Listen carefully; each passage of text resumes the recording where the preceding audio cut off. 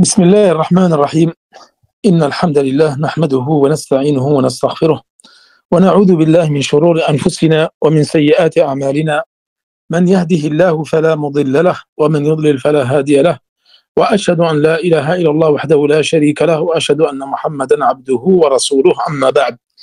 Bienvenue à vous chers auditeurs dans l'explication de ce nouveau livre qui est un livre très bénéfique, une véritable pépite dans la science légiférée, qui va concerner la croyance, et en l'occurrence la croyance des gens de la Sunna et du groupe ou du consensus, et qui s'intitule Al-Aqida al-Wasitiyya. Al-Aqida al-Wasitiyya. Là, nous expliquons déjà actuellement, nous allons reprendre mardi, l'explication de Aqidat Ahl-Sunna wal-Jama'a. Vous allez voir qu'il y a beaucoup de similitudes entre les livres, entre les deux livres, mais juste dans quelques, on va dire, sur quelques passages. Parce que le livre de Cheikh al-Uthaymin, rahimahullah, il va beaucoup parler de Arkan al-Iman. Arkan al-Iman, c'est-à-dire les piliers de la foi, que nous allons attaquer mardi, Inch'Allah. Alors que l'Aqid al-Wasitiyya, il est beaucoup plus général, et surtout, c'est un livre d'un ancien. Et ce n'est pas n'importe quel ancien.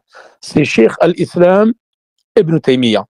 Donc nous allons voir pourquoi les raisons de la compilation de ce livre, l'importance de ces livres dans la croyance des gens de la Sunna et du groupe, et quels sont les caractères de ce livre qui font qu'il est un livre unique, et ses particularités, comment il a été écrit, et une brève description de son auteur qui est Cheikh al-Islam Ibn Taymiyyah. Donc cette Aqida, donc c'est un livre qui est dans le credo, et plus spécifiquement le credo des noms et des attributs. Lorsque nous avons étudié, rappelez-vous, et que nous venons de finir, Walillahi alhamd, Kitab al-Tawhid. Kitab al-Tawhid de Cheikh Mohammed ibn Abdel Wahhab, c'est un livre qui a trait plus particulièrement sur, nous avons dit, Tawhid al-Ibada, c'est-à-dire l'unicité de l'adoration. Donc il va parler du shirk, du différents types de polythéisme, de l'adoration et de l'unicité. Alors que le livre de Cheikh al-Islam ibn Taymiyyah, il aura tendance à plus parler des noms et des attributs. Et c'est ce que nous allons voir à travers ces cours.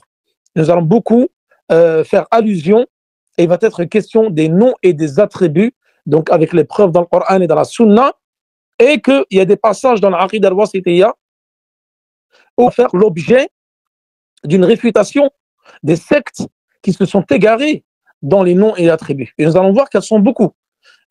Parfois, j'avais tendance à les citer brièvement dans certains cours de Aqid al-Sunna wal-Jama'a ou dans Usul al-Tala d'autres, mais là, nous allons faire des réfutations plus spécifiques comme l'ont fait les savants et comme il l'a fait surtout Cheikh al-Islam ibn Taymiyyah à travers ses livres.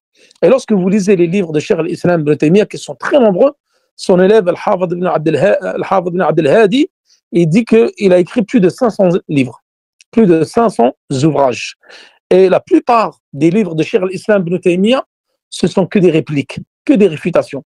Il a réfuté Al-Jahmiyya, Bayan Tablis Al-Jahmiyya en 10 volumes, Sharh al-Sunnah.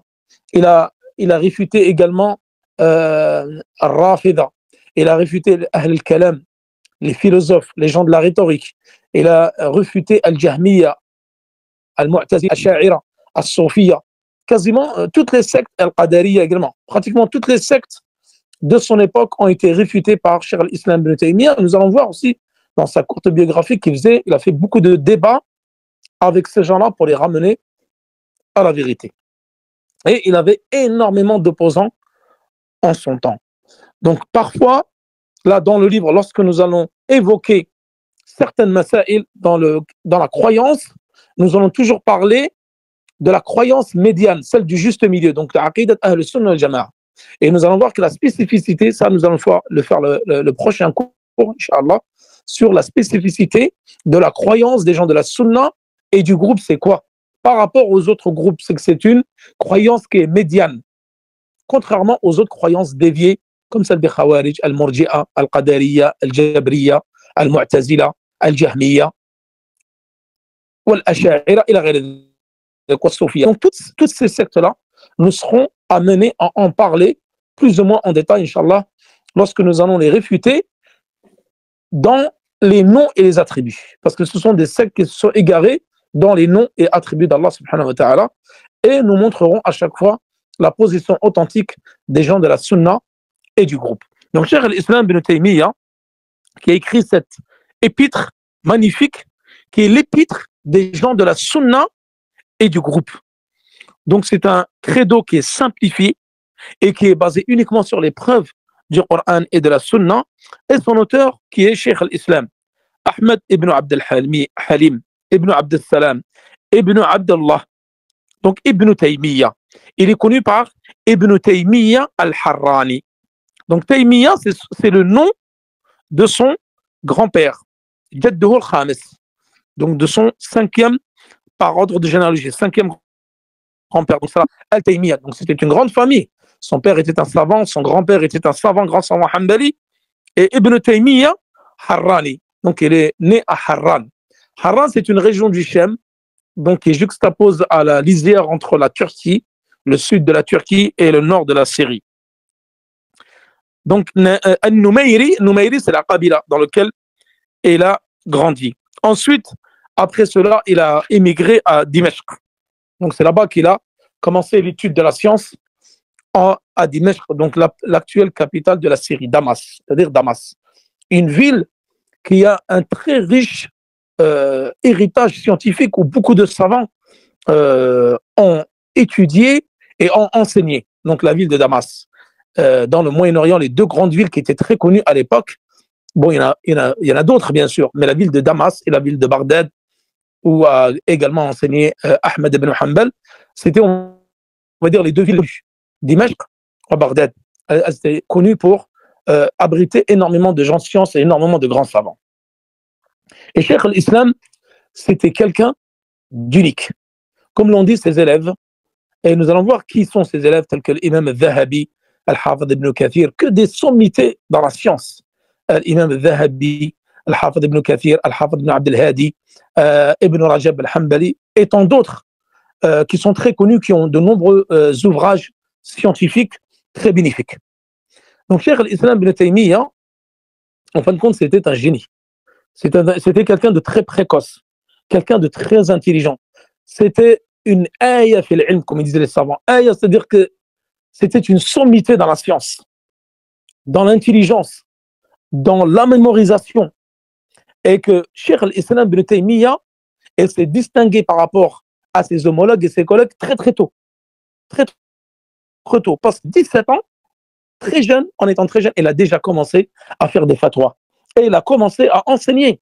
Donc, à partir de 20 ans, il a commencé déjà à avoir un cours à Dimeshq et commencé à enseigner. Et c'était également une plume. Cheikh al-Islam ibn Taymiyyah, il avait l'enseignement et c'était également une plume. Il a compilé, comme l'a évoqué Cheikh Ibn al-Qayyim, donc l'imam Ibn al-Qayyim, l'un de ses plus grands élèves, Ibn al-Qayyim al-Jawziyya, que vous connaissez tous, dont les livres sont très très connus. Et il a écrit un livre où il a répertorié tous les écrits de Cheikh al-Islam ibn Taymiyyah. Également le Hafid ibn Abd al-Hadi, également, qui dit qu'il a compilé plus de 500 écrits. Donc tous ne nous sont pas parvenus, certains ont été perdus, d'autres ont été détruits, mais alhamdoulilah, vous trouvez de nombreux ouvrages. Et il n'y a pas un musulman sur terre, ni un croyant, qui ne connaît pas les ouvrages du Cheikh al-Islam ibn Taymiyyah. Et parmi les plus connus, c'est celui que nous allons étudier aujourd'hui, Al-Wasitiyya. Donc, Cheikh al-Islam ibn Taymiyyah, il est né en 661 de l'Hégire. Donc, c'est le 13e siècle à peu près de notre ère. Et il est mort en 728.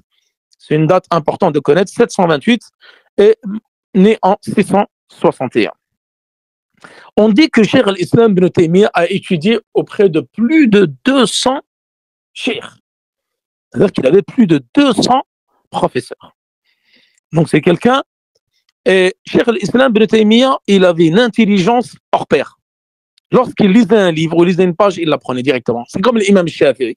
L'imam Shafi'i, j'espère dans un avenir plus ou moins lointain ou proche, nous aurons l'occasion de faire la biographie des 4 imams, Abu Hanifa, Malik wa Shafi'i wa Ahmed.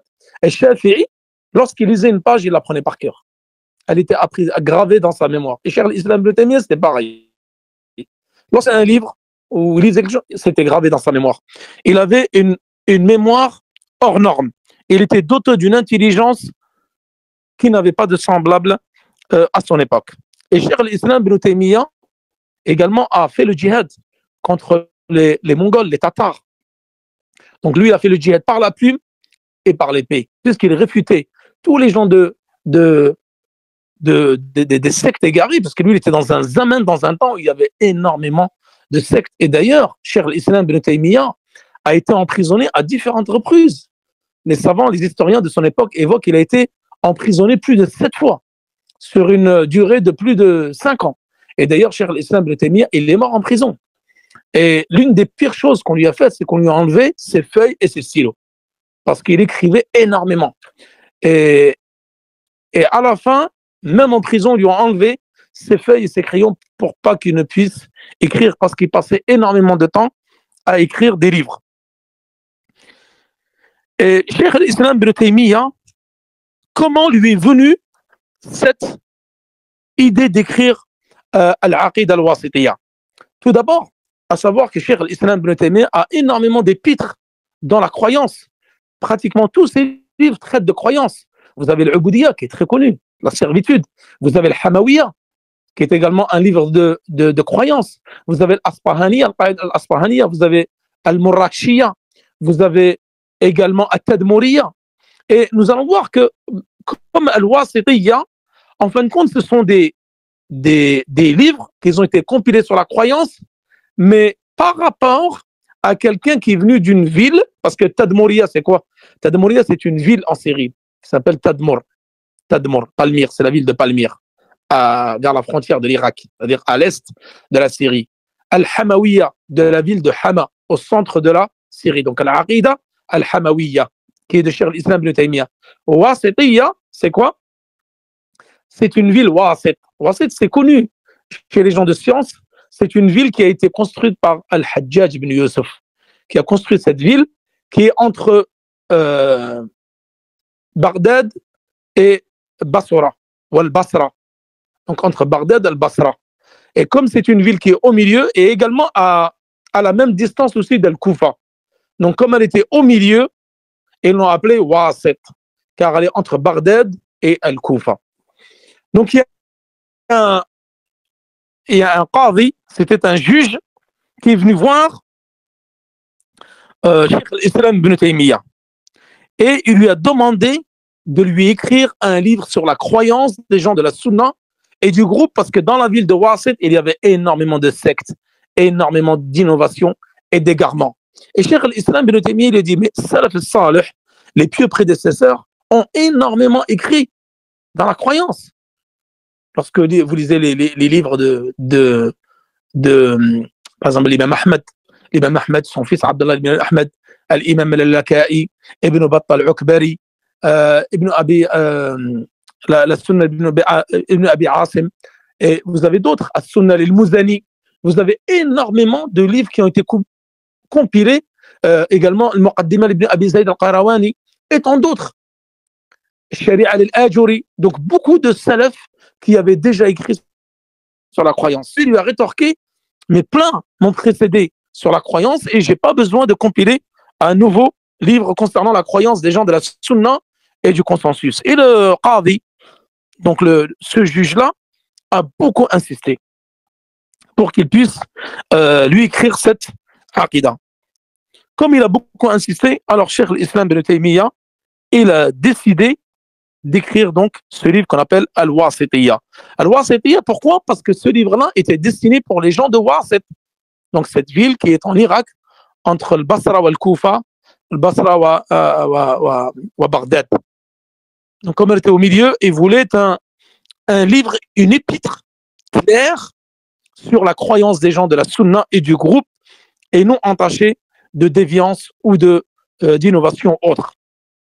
Donc alors, Cheikh al-Islam ibn Taymiyyah, et on dit qu'il a écrit cette épître que nous allons étudier assise.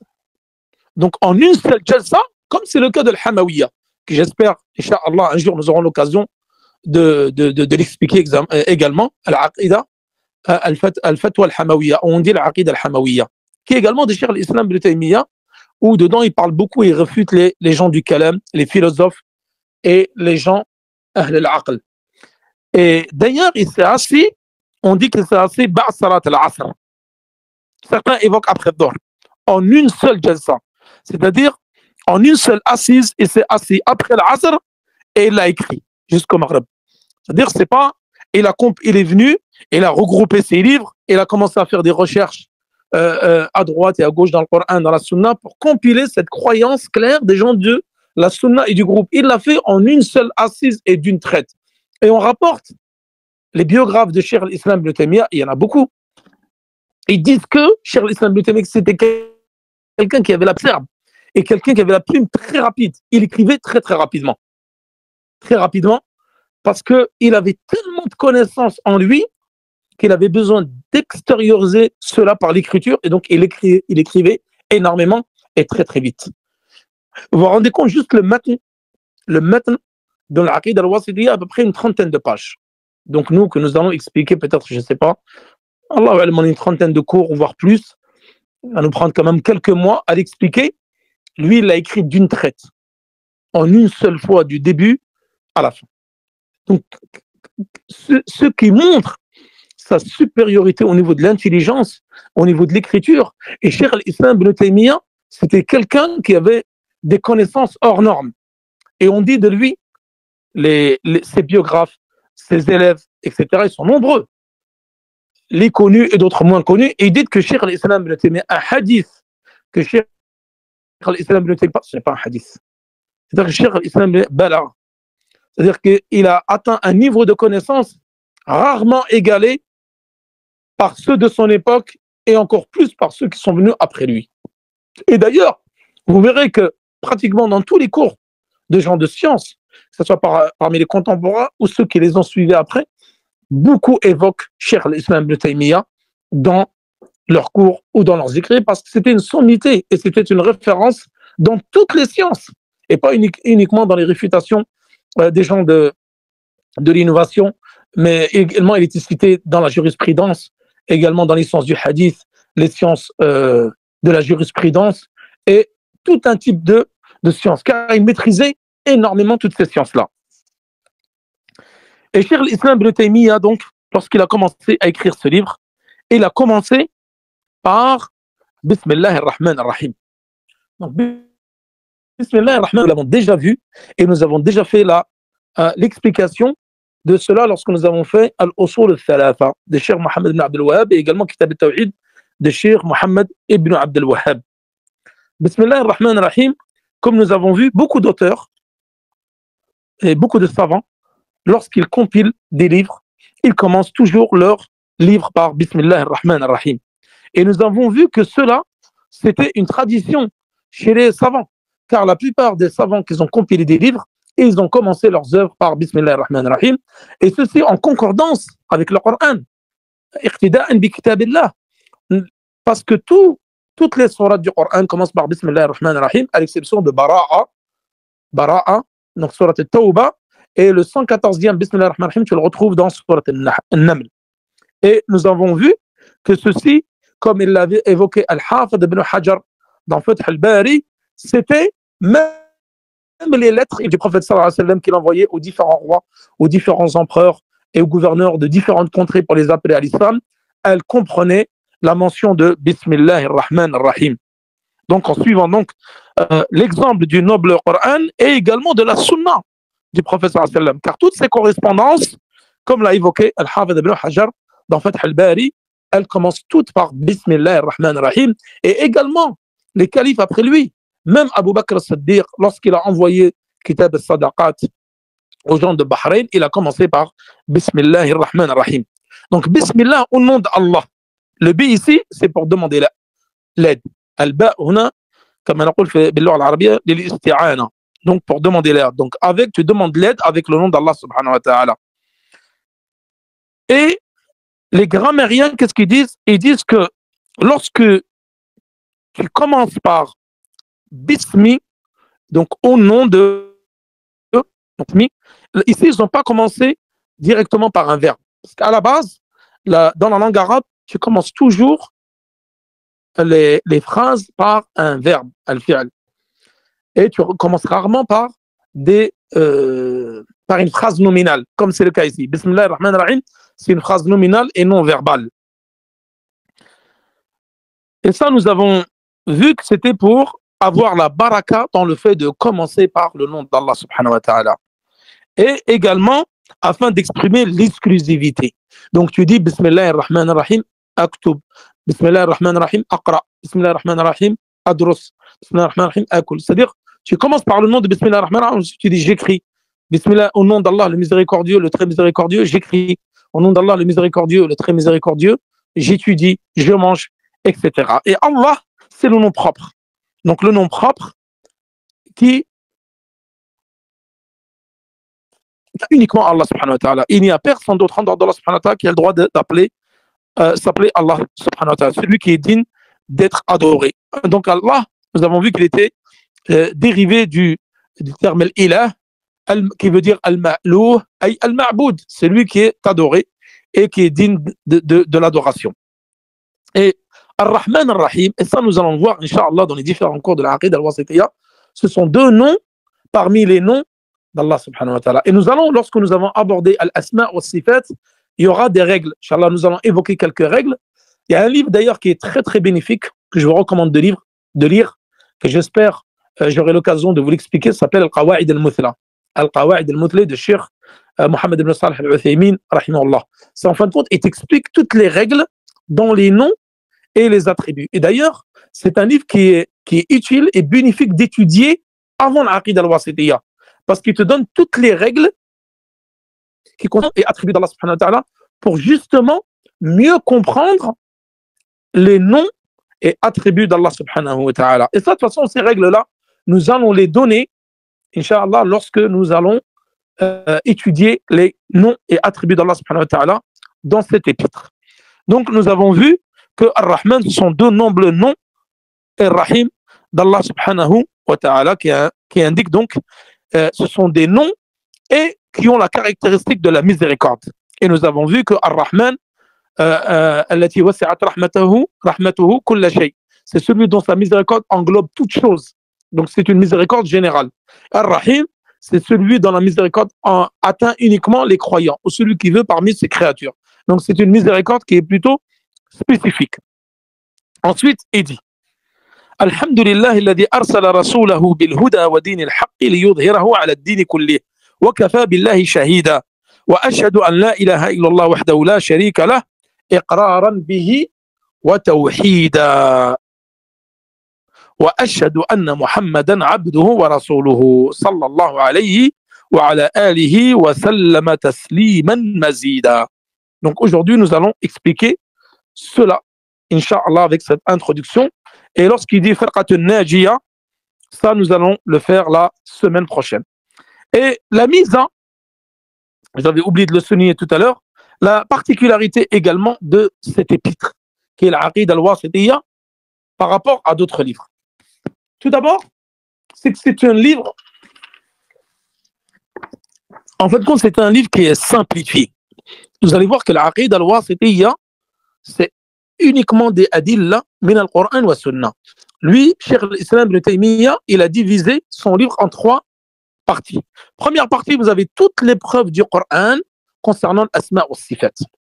Donc la croyance des gens de la Sunna wal Jama'a avec les preuves dans le Coran. Il va amener tous les versets du Coran qui vont parler de asma Allah wa sifatihi, et également, par exemple, lorsqu'il va parler de l'ulu, c'est-à-dire l'élévation au-dessus de son trône, lorsqu'il va parler de la main d'Allah, le visage d'Allah, les pieds d'Allah.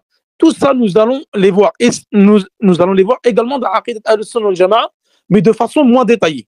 De façon moins détaillée, nous les détaillerons plus dans l'Aqidat al-Sunnah wal Jama'a. Ensuite, après les versets du Coran, il va citer tout un tas de hadiths où il va venir confirmer, corroborer les versets du Coran qui traitent de ces noms et attributs. Et à la fin, Cheikh al-Islam ibn Taymiyyah, il va évoquer des masail wasatiyyat ahl sunnah wal jama'a, c'est-à-dire le milieu, le juste milieu des gens de la sunna et du groupe par rapport aux autres sectes, que ce soit dans mas'alat al-qadar, dans mas'alat al-iman, dans mas'alat al-murtakab al-kabira, mas'alat al-ru'ya, etc. Toutes ces masaïl-là, la vision d'Allah, le paradis, l'enfer, nous allons à chaque fois donner la position des gens de la sunna et du consensus par rapport aux gens des groupes innovés. Et ça, je l'ai déjà évoqué dans certains de nos cours, mais nous le referons de façon plus détaillée. Et lorsqu'un groupe dévié dans cette mas'ala-là, nous allons en parler de façon succincte et dire aussi également les déviances, les erreurs qu'ont ces groupes par rapport aux gens de la sunna et du consensus. Et ensuite, Cheikh al-Islam ibn Taymiyyah, ensuite, il a évoqué al-imama, mas'alat al-imama, le fait de suivre l'imam, l'obéissance au gouverneur, une mas'ala très importante que nous allons détailler, surtout avec ce qui se passe actuellement. Les gens ont tendance à parler très facilement sur le gouverneur, etc. C'est une mas'ala qui a besoin d'être détaillée et expliquée aux gens de la masse. Et également, mas'alat as-sahaba wa tabi'in, sur les compagnons et ceux qui les ont suivis. Et il a fini son épître, Cheikh al-Islam ibn Taymiyyah, par al-akhlaq, makarim al-akhlaq, le bon comportement.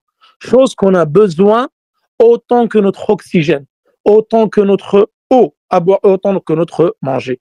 C'est-à-dire que le musulman de nos jours a besoin d'un rappel quotidien sur le bon comportement à avoir. Chose qui nous fait défaut énormément dans notre communauté.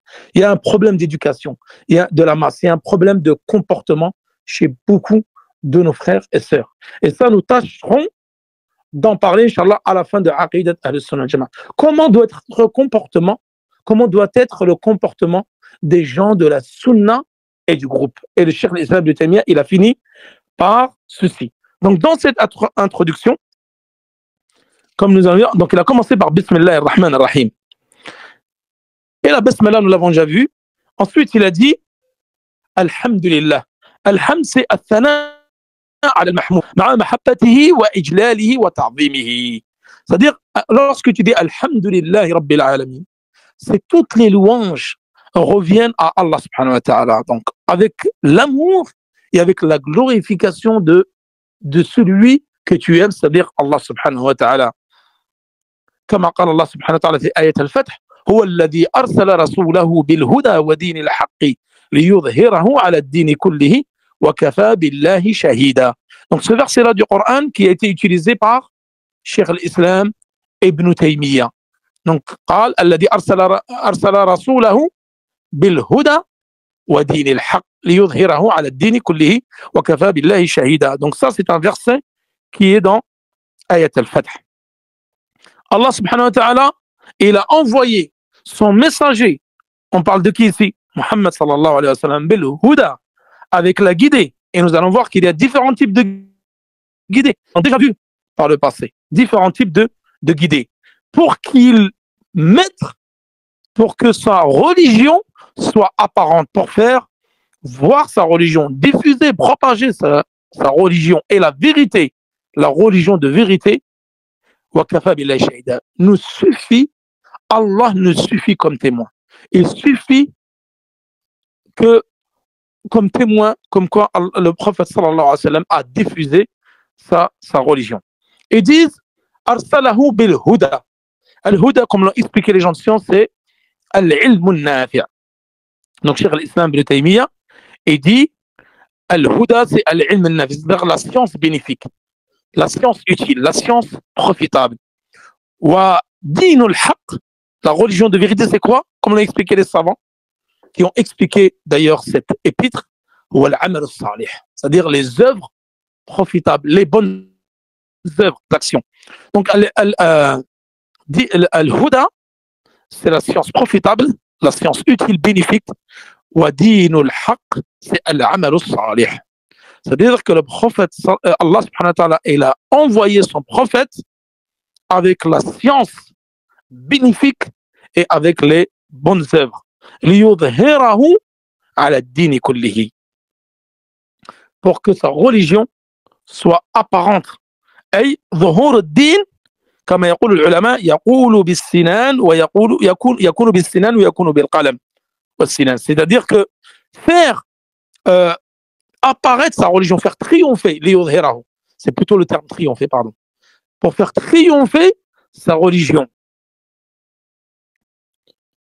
وكفى بالله شهيدا, Allah nous suffit comme témoin, comme quoi il a bien envoyé son prophète sallallahu alayhi wa sallam avec sa religion. Et Allah nous suffit comme témoin pour cela. قال ثم قال والصلاة. Donc là, ensuite, il a fait la salutation sur le prophète sallallahu alayhi wa sallam. Et avant cela, il a dit wa ashhadu an la ilaha illallah. Donc là, il a fait l'attestation que nous avons déjà vue. Donc la double attestation, comme nous l'avons déjà vu, qui est le pilier le plus important pour te faire entrer dans l'islam. Donc ashhadu, je témoigne et j'acquiesce qu'il n'y a pas de divinité digne d'être adorée en dehors d'Allah. Et la ilaha illallah, nous l'avons déjà vu dans l'Usul al-Thalatha, c'est la parole qui te fera rentrer au paradis. C'est la parole du tawhid, c'est la parole de l'unicité. Ay la ma'bouda, la ilaha illallah, la ma'bouda bihaqqin illallah. Il n'y a pas de divinité digne d'être adorée en dehors d'Allah subhanahu wa ta'ala. Et d'ailleurs, le prophète, lorsqu'il a envoyé Mu'adh ila al-Yaman, Mu'adh ibn Jabal, au Yémen, qu'est-ce qu'il lui a dit? فَلْيَكُنْ أَوَّلَ مَا تَدْعُوهُمْ إِلَيْهِ شَهَادَةُ أَنْ لَا إِلَهَ إِلَّا اللَّهِ. Que la première chose à laquelle tu vas les inviter, c'est-à-dire les gens du Yémen, car nous l'avons déjà vu dans Sira al-Nabawiya, les gens du Yémen, c'était des gens du livre. Il y avait des chrétiens et des juifs. Mais il y avait peu de païens comme il y avait dans la péninsule arabique, c'est-à-dire les Qurayshites. Les différentes tribus arabes, elles pratiquaient le polythéisme.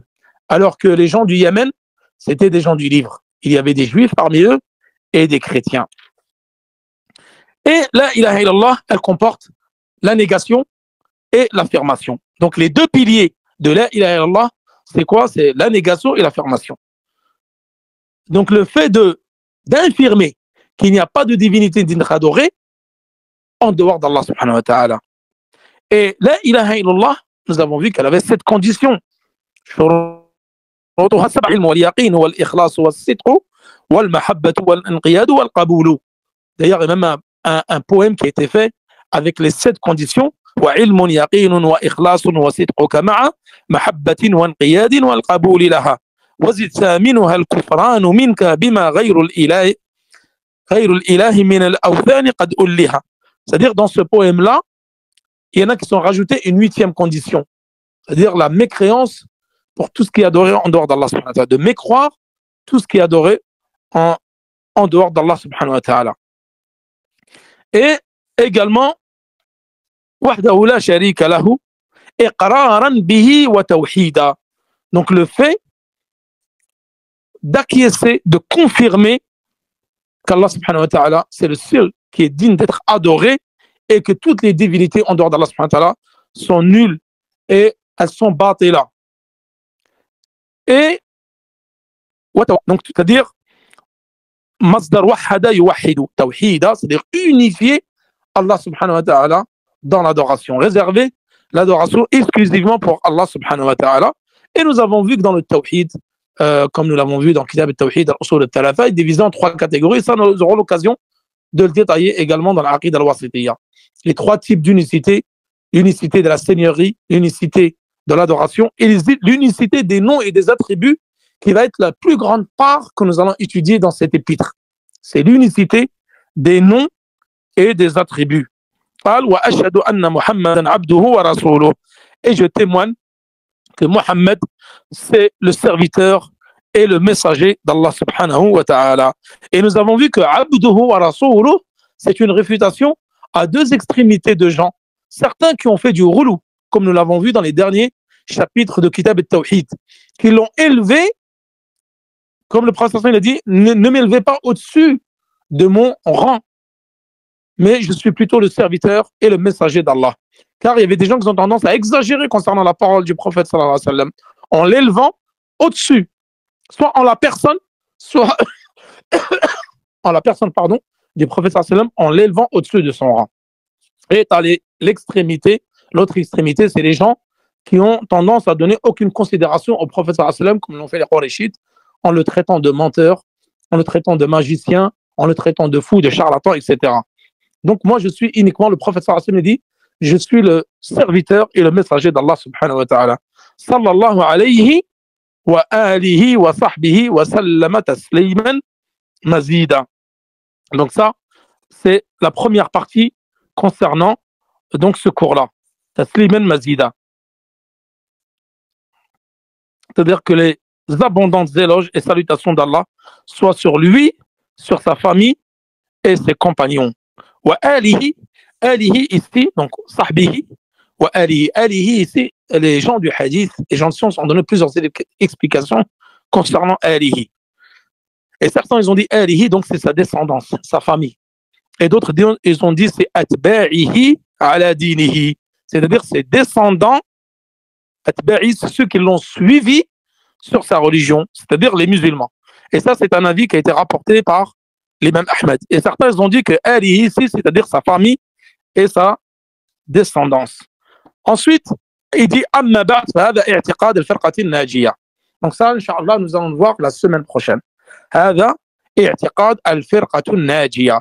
C'est-à-dire qu'à partir de là, jusqu'à la fin du livre, et il va détailler qu'est-ce que la croyance des gens de la sunna et du consensus. Al-firqati an-najiyah, at-ta'ifatu al-mansura, as-salafiyya, ahl al-sunna, ahl al-hadith. Nous allons voir qu'ils ont différents noms, mais qui veut dire la même chose. C'est-à-dire ahl al-sunna wal-jama'a, ou al-firqatu an-najiyah, comme l'a évoqué Cheikh al-Islam Ibn Taymiyyah, ou ta'ifatu al-mansura, le groupe sauvé, ou as-salafiyya, ou as-salaf al-salih, ou les gens du hadith, ou ahl al-sunna, etc. Ça sera l'objet du cours de la semaine prochaine. Wa sallallahu ala nabina Muhammad wa ala alihi wa sahbihi wa sallam. Wallahu ta'ala a'la wa a'lam. Wassalamu alaikum wa rahmatullahi wa barakatuhu. Je vous donne rendez-vous dimanche pour Minhaj as-Salikin, Inch'Allah.